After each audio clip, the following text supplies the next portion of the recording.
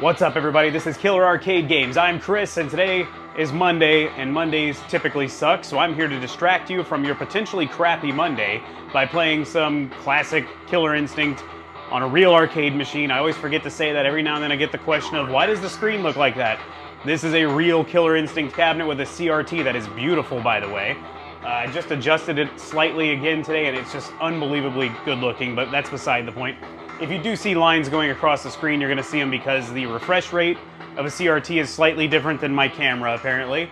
So you see lines, I don't see lines. I've done the best I can, so you don't see lines, but that's just how it is. Moving on. I'm also going to distract you from your potentially crappy Monday by telling you many stories of my travels. I just got home Friday night from Galloping Ghost, which is in Chicago or Brookfield, Illinois. I went straight to the Houston Arcade Expo the next day. I'm exhausted. It is Sunday, the day before this is coming out, and I just got home yesterday from all this stuff. So let's dive into a game, and I'll talk about it. The reason I chose to play Killer Instinct for this is because I'm going to be talking so much that I don't want to be flubbing these stories and forgetting things. So I'm just playing a game that I can pretty much play without even thinking. And that said, I'm going to play with a character I can pretty much play with without thinking. I may do 2 playthroughs. This is going to take a little time, so let's do it. All right. My lips are chapped from being in the Windy City. I went on Wednesday. I left San Antonio to go to Chicago. And my flight left at 2 o'clock, I believe. Unfortunately, it started off wrong because my seatmate, I paid my extra money to have an aisle seat because I don't like feeling trapped in there. Although I am starting to think the window is the better option. You get a place to rest your head. But then again, you feel trapped the whole time, at least in my opinion. Maybe I'm claustrophobic and don't know it. The guy in the seat next to me did not care at all. This dude was like, I'm claiming these armrests. And by the way, my elbow is going to be in your... I'm going to have to turn this down. My elbow is going to be in your ribs the entire ride. I was like, oh, this is cool. And no English. None whatsoever. And no offense to anyone out of... That's too low now. No offense to anyone out of America, but I've noticed this about people from other countries. Personal space isn't really a thing there, apparently, and they don't care. They're going to touch you. They're going to be all over you. And, usually it's nice. Like, you meet somebody from another country, they're like, hey, they'll give you a hug. But in America, we're like, hey, get away from us. So I wasn't quite prepared for that. I was not real pleased with that. But, he seemed like a nice guy. As the flight went on, I was kind of leaning to the right the whole time. Like, this is a 2.5-hour flight. This is going to be fun. Near landing, the dude starts ripping his nose hairs out. I thought okay, first of all, I'm trying to peek out the window every now and then. The guy at the window would open it. I'm like, yeah, let's see what we're doing here. Every time I looked over, the guy's like looking right in my face. It was so odd, so weird. Anyway, he, near the end of the flight, I see what looks like I thought he was picking his nose. I'm like, well, this is nice. This is going to be fun. Have a few bugs on the feet. I'm not really a germaphobe, but I really don't need people's boogers on me. That would be cool. And no, he wasn't picking his nose. He was trimming up. He must have been going to see his lady. I don't know. He was yanking nose hairs out and just like right on probably on my feet, on my bag, which was cool. No big deal. I get off the plane. That's fine. And that's where the fun starts. I've never had to I realized I have not flown since 2018, and that was when we went to Vegas for Thanksgiving. And ever since COVID hit, I don't really travel that much, and when I do, I usually drive. So it was a totally different experience. Chicago is a huge airport. I had to ride the little train. I didn't really even know how to get there to rent my car, to pick up my rental car. And then I get to pick up the rental car, and they're like, oh, you got to go back that way, and huge pain. Get the rental car. Traffic in Chicago is insane. I thought it got bad here, especially on 35. But to go anywhere there, it was like a solid... You're waiting at least like 30 minutes to go 7 miles there, especially during the rush hour times and all that. So I finally get to the arcade. It was nice. I got there, probably about 7 on a Wednesday night. Just to get in there first, I wanted to check it out, see the place before I recorded anything. And I played... Really, I felt so overwhelmed getting in there the first time that I almost didn't know what to play. I felt like I was just going in circles. And immediately I go straight to the Killer Instinct machine. You gotta do that, right? It's right there to the left when you walk in. It was cool to see all the fighting games and stuff, but one thing really distracted me immediately. I was looking at the leaderboard. It's like, well, there's gotta be some good players here. If you guys know Killer Instinct, you can do infinite combos. They're glitchy, they kind of screw up. Idol, Cinder, they all have infinites like that. Even you can do one with Saberwolf that I learned from Mel recently, and all that. But it does not matter how many hits you do. The game's only ever going to read 80 hits and log 80 hits on the leaderboards. So I'm looking at the leaderboards and I see this one guy has a ridiculous, wow, that was cool. A ridiculous 91 hits for Cinder, Orchid, I'm going off memory, I believe Idol, maybe one other character. And I was thinking, that's insane, 91 hits isn't possible. It's possible to get 91 hits, like I said. I'm just gonna do the humiliation here. It is possible to get it,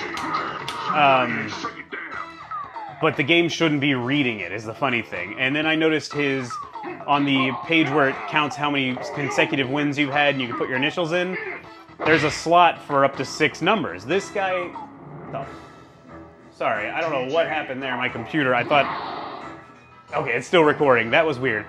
Anyway, it has a spot for up to 6 numbers. He had like 200, I'll try to remember to put screenshots, if not, I'm sorry. He had 216 or 260 something thousand wins in a row. It was all real shady. Like, he must have been someone who learned how to glitch the machine and just like broke the counting system altogether. And I did get to meet Doc Mack. I went in the next day. I went in Thursday morning right as they opened, so I could get a recording of the place without hopefully anybody being there. And I was pretty lucky. I think I was the only one in the whole arcade. I recorded the whole thing, which took me a ridiculous 25 minutes, I want to say, to walk through the whole place. So I walked through the whole place, just literally walking by the machines and recording. And adding up everything I recorded is around 25 minutes. It's going to be a huge walkthrough. I don't know how I'm going to work out that video, but it will be coming. And unfortunately, I didn't have time to stop at any machines and talk about them, because I was thinking this could go well over an hour if I'm wandering through here recording everything. So I did that in the morning, played a few games, and then left. I went downtown in Chicago, which I was not really interested in driving down there, because every time I would route downtown, it would be like, it's 15 miles, but you're going to be in traffic for a solid like 40-something minutes.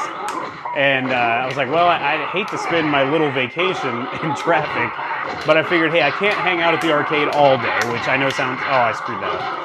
I know that sounds insane to you guys, but when you're in there, you're like, I don't even know what to do. There's so much in there. So I did go downtown. I tried to go see the Married with Children fountain, the one that's in the opening. I was like, that'd be cool to see. I've seen it on TV, might as well see it.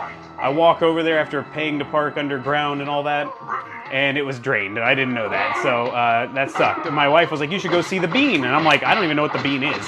Somehow I've never heard of the Bean. I've seen it, but I didn't know it had a name and all that. So I start to go over there, and I start to look on Google to get the address to make sure I could find it, and I read that it's closed for remodeling and all that. I was like, oh, this is cool. I missed out on that too. So after that, I was like, well, I've never seen Lake Michigan. Might as well see Lake Michigan. My dad was actually in the Coast Guard. He was on icebreakers up there, and he would always, you know, they would be on that ship forever trying to keep the ice clear so the shipping lanes were open. And that was really cool to see where my dad worked and all that, at the time at least. And went to Navy Pier. I rented one of those electric lift bikes so I can just, you know, brap over there, whatever you want to call it. I didn't have to put a lot of effort in. I wasn't freezing cold. The weather was nice. It was sunny, like 53. I wasn't sweating. It was like a nice balance. It was great. Actually, I think I forgot one part of the story. Before that, though, everyone told me I had to go to Portillo's. And I was like, I'm down with that. I love an Italian sandwich. I love a good hot dog. Let's do it. And it did not disappoint. I liked it so much that the first time I went, I got the Italian beef sandwich with the crinkle fries, the whole setup. And then that's when I went downtown after that. It was excellent. Like, I was a little concerned because sometimes you get those sandwiches and the meat's tough and creepy and like chewy, and you're gonna be flossing with like the weird fatty bits. It's nasty, but it was juicy. It was excellent. I don't think I knew how to order properly. So I think I missed out on ordering like a little sauce for it or a dip, but I got it with the spicy peppers. They were really, really good. I really enjoyed it, but I wanted to try a hot dog, and I decided instead of stuffing myself before I go walk 5 miles downtown, let me go ahead and just come back later. So after downtown, I decided to go get myself another Portillo's. I got a hot dog this time, Hot dog was excellent. I didn't get the meal. I didn't need a bunch of extra fries and all that again. But I got that, and then I couldn't help myself. They had chocolate cake, and I figured, you know what, I'm on vacation. I'm having some chocolate cake. So I had their chocolate cake. It was very good. I ate it in the car because that was a bad idea. That was horrible trying to eat it in the car, but didn't get it on me, thankfully, because I was heading straight to the CAG meetup. I advertised that I'd be at Galloping Ghost at this time. If you want to come hang out and play games. We can talk, whatever. I was very happy that several people said they were coming, but I think only 2 that I know of showed up, which were Encore's Arcade and Ace. I'm gonna call him Ace because I screw up his name all the time. Acemon X, I think, but Abel and Josh. I was gonna say Jeff. Josh. Abel and Josh. So it's cool to meet them. Josh actually alerted Doc that I was gonna be there, and that was something I didn't do. I didn't want to bug Doc because I don't know him and all that, but he showed up, which was really cool. We got to talk to him for a while. I got to ask him a bunch of questions. I'll talk more about it in the walkthrough video I'm gonna do, but Doc is really, really interesting. Hold on. Oh, crap. He knows so much about arcades that it's just crazy. I mean, and stuff he's doing there is nuts. But again, I'll talk about it more later. It was really cool to meet Doc. And yeah, we hung out for about 3 hours or so, played some games. Apparently, another guy commented, I can't remember your name off the top of my head, said he was there, but he didn't say hi. I don't know why. So it's like, I hope you didn't come all this way just for me, but he still had fun, played games. So I'm glad you got to have fun and play games. I wish you would have said hi. I mean, never feel bad if anyone ever sees me anywhere. I don't care if I'm having dinner. It's not like anyone ever knows who I am anyway, so I'm not like Tom Hanks where it's like, don't bug Tom Hanks while he's eating dinner. I'm just, some dude who plays video games. So if you see me, feel free to say hi. I'd love to meet you. So if it ever becomes a problem, I'll say otherwise, but I doubt it's ever going to be a problem. But yeah, that was fun. So it was nice to get to meet some, nice to get to meet some people from the channel, and great to see the arcade. When Friday rolled around, I didn't even go back to the arcade. I had spent, by that time, probably a total of like 7-8 hours there over the couple of days, and I decided I'm gonna go sightseeing, save $25 because that was how much it was to get in. Doc also gave me a t-shirt, which I wish I'd worn, but it's in the house, and I was already out here, so I was lazy, but I'll wear it on the walkthrough video. I love it. It's a nice shirt. Fits great. I'm always real picky about the fit, so I was happy it fit nicely. And, okay, computer's doing weird stuff again. You better be recording this computer. So Friday I went to the Home Alone house. Nothing else really super exciting, just hung out. I did get some Illuminati's pizza, and I also went back to I found a beach. It was cold and windy that day though, but I had to go walk up to Lake Michigan on an actual beach. Checked it out, that was nice. And then the rest of the day, unfortunately, I wish I'd made my flight out a little sooner, but I made it for like 8 at night. So I had to just go hang out at the airport at a certain point. I also had to return the car and all that, so yeah, it was cool. Like I got home really late though. I didn't make it home until midnight, which was tough. Lady Cag got sick like the day I was leaving, probably from when we went to the Comedy Mothership on Saturday before I knew this was gonna happen. I was like scared I was gonna get sick and not be able to go on my trip. Luckily, I somehow did not get whatever she had, and I just felt terrible because she was home alone the whole time. She's so cool though, like she's just like, I don't care, have fun, enjoy your trip. But I just felt terrible because she's out there sick at home, and I just feel guilty because I'm calling her like, hey, I just did this, it was so cool, I'm sending her pictures of the fall colors and stuff, and we don't get fall colors down here. And she was kind of, sad about that because she grew up in the upstate area, and areas where they actually have seasons. So she was sad she missed that, but I hate you. But she was happy for me and all that, and then I felt extra bad. Man, come on. I felt extra bad because the next day, I didn't realize I booked my trip so close to the Houston Arcade Expo, and I did. So I had decided early on that I was like, I'm just not gonna go. I'd asked Mike from Mike's Amateur Arcade Monitor Repair, Your MK Arcade Source, I asked him like a couple weeks ago, like, hey Mike, are you going to Houston Arcade Expo? He's like, no, I'm not. It's like, okay, that's what made me decide. I was like, look, if he was going, it would be cool to hang out and see him again, you know, so I was like, I'll go. And then a week later, he messages me, I'm going to the expo. I was like, oh crap, so now I have to go. And I didn't have to go, but I just felt bad. You know, it's like, I mentioned it to him, like I was going, and then he's like, I'm going all of a sudden. I was like, well, he's making the long drive. He's bringing tattoo assassins. I'm gonna go. So it was cool. I got up at 8 in the morning after going to bed about 1. And I had to like quickly do laundry that I threw in the night before for my trip. Had to put the clothes on. And I made it to Houston by about 12:30. The Houston Arcade Expo is cool, but I complained a little bit about it last year, and I hate to do that because I appreciate all the work they did for it. And this year they had better games, like better arcade selection, but they weren't in the greatest shape. But again, I thank the people for bringing them. It's not really... Initially, my idea to go there was to play arcade games, and I realized it's not really about that. It's about seeing people and hanging out with people. I got to see Todd Tuckey again, talk to him for a little. Mike was there, you know, I was hanging out with Mike. Jojo from the Wicked Arcade came, OTG came, Overthink Gaming, and we all just got to hang out a little bit. It was fun. I went to dinner with Mike and OTG. Mike is hilarious.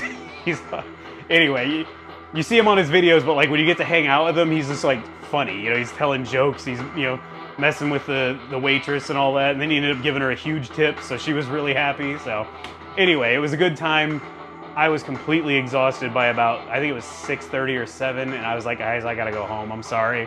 I felt bad, my wife's home sick, I was like, I gotta go.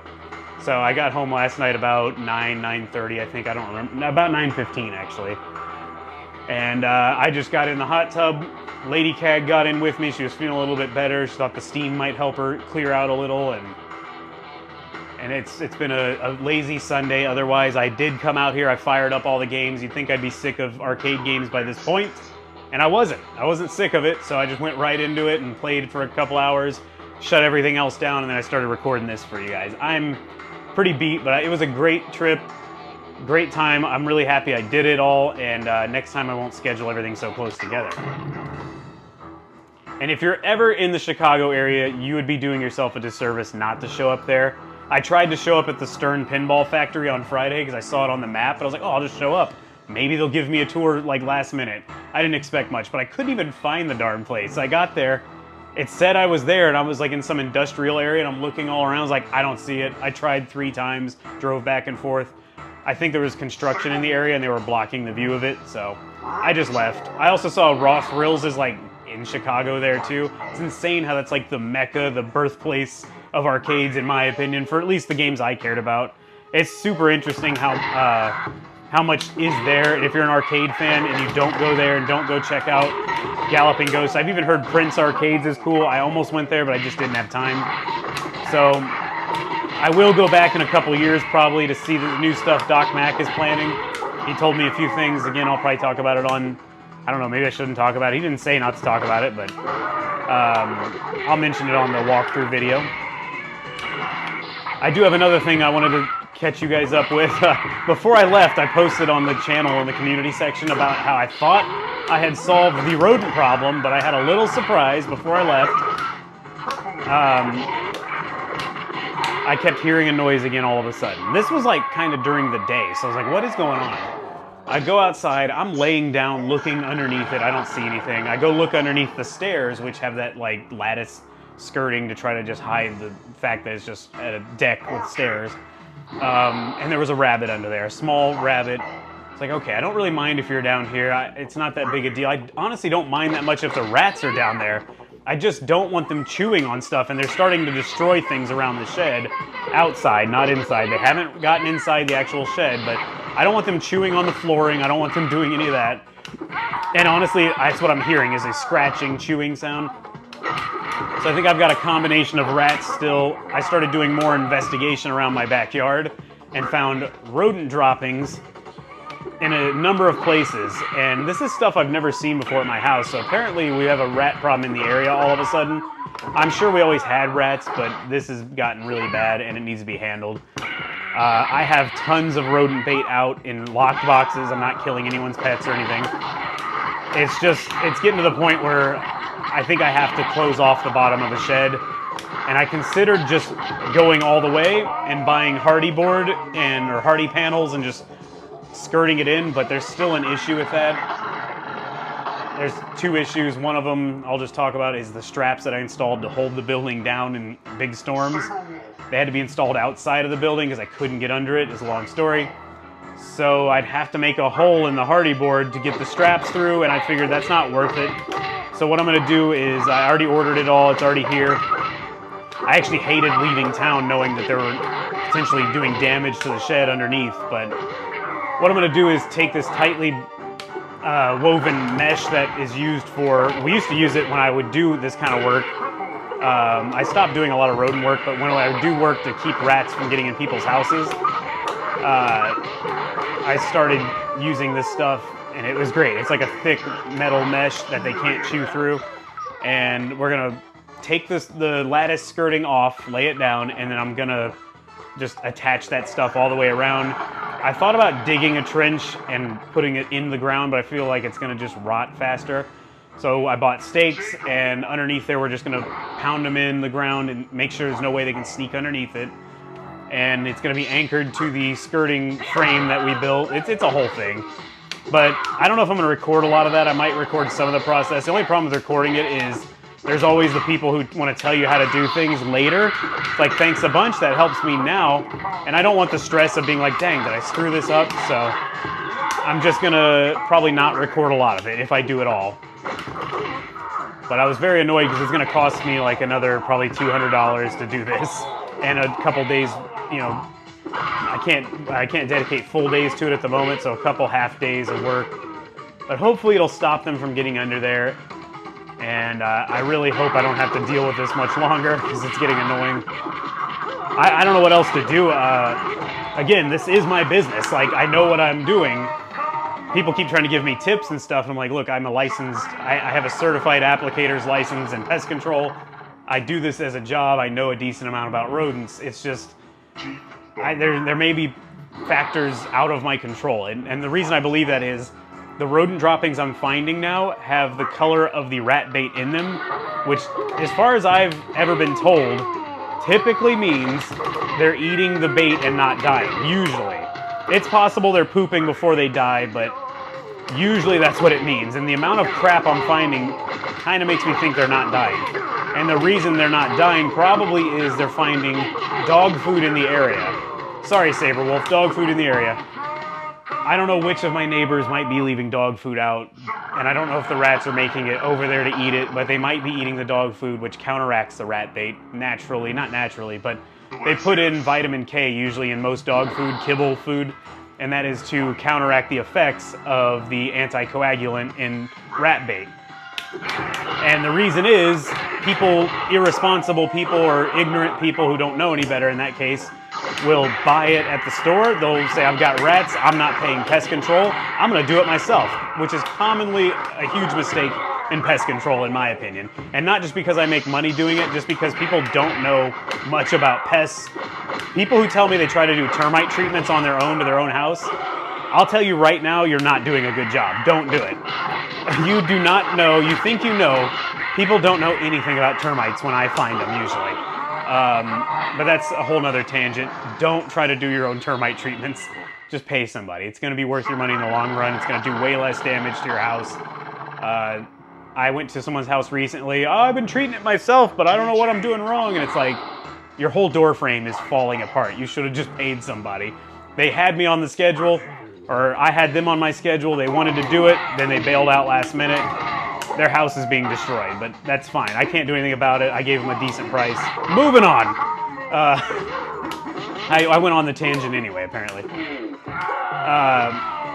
So yeah, I'm apparently having the problem where they're eating the rat bait and potentially not dying. I've found 2 dead rats since I've been putting the bait out. One of them, the body disappeared the next night. I'm fine with that. Let some other animal eat it. Probably doesn't have enough chemical in it to have secondary poisoning, so enjoy. I don't have to pick it up and put it in my trash can.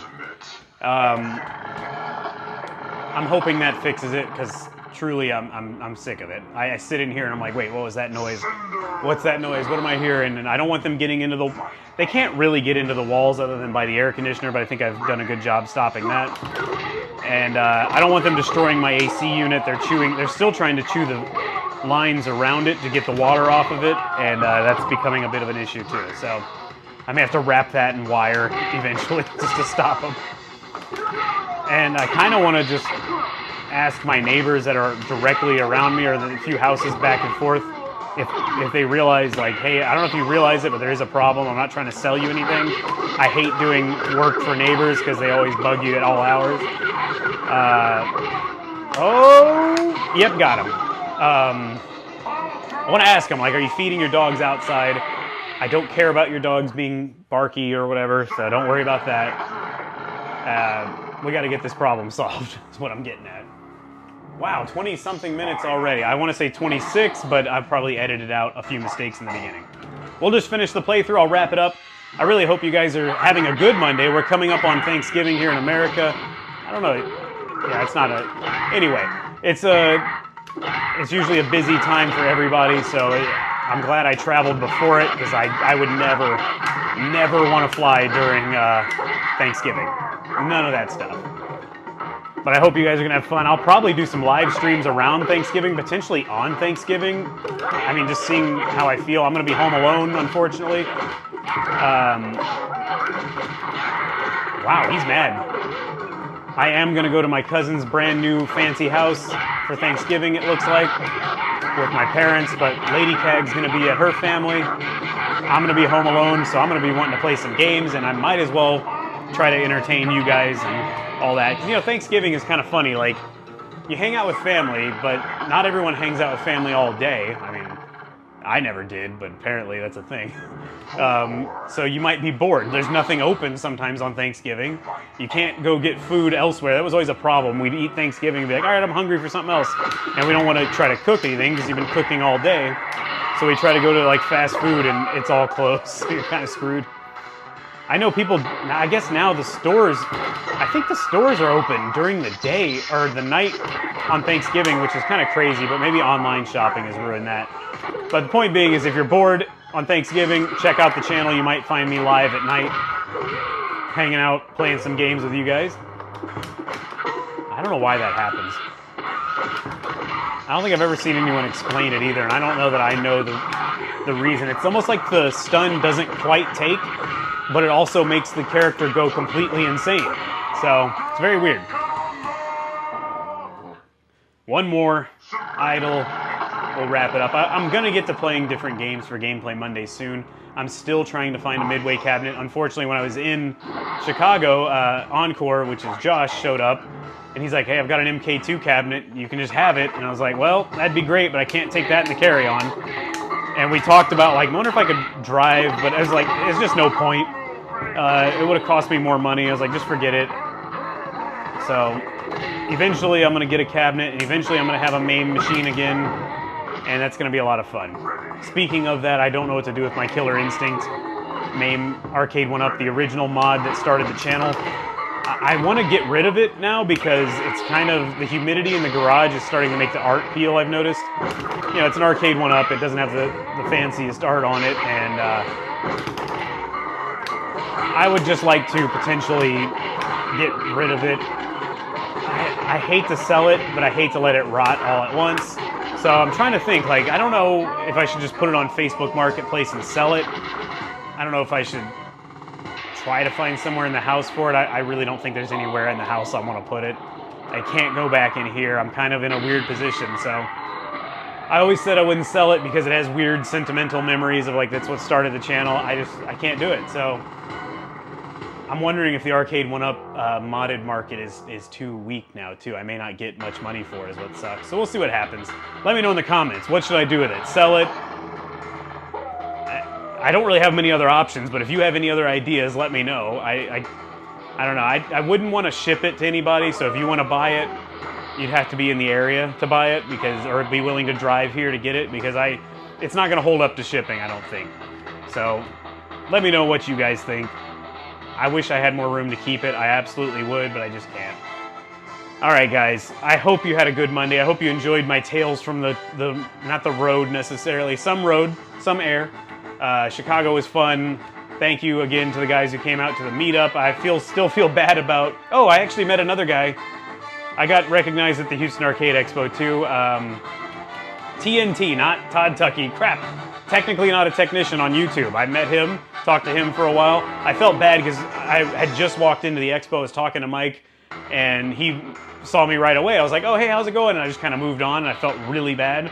It's like, oh, I should have stopped and said more, but Mike was talking. He didn't realize I was talking to someone else, and I was trying not to be rude to either one, so I had to pick one or the other, and I felt terrible. So I found him later, talked to him for a while, and it was really cool. He got to meet Mike and everything. I don't know if you knew who Mike was, but I get excited meeting Mike because Mike's like a legend in the arcade world, especially in the Mortal Kombat world from back in the day. So it was cool to meet Mike. I've now met him, hung out with him enough. It's cool to, I guess I can call him a friend at this point. So yeah. All right, guys, thanks for watching. If you enjoyed it, give it a thumbs up. Let me know in the comments what you think. If you've ever been to Galloping Ghost, I'd love to hear what you think about that. I've heard people go either way on it. Some people were hating on it, which I found odd. It has its ups and downs, but for what it is, it's truly amazing, and you have to see it if you're in the area. All right. If you're new, subscribe to the channel. I'll see you guys on the next video. Thanks for watching.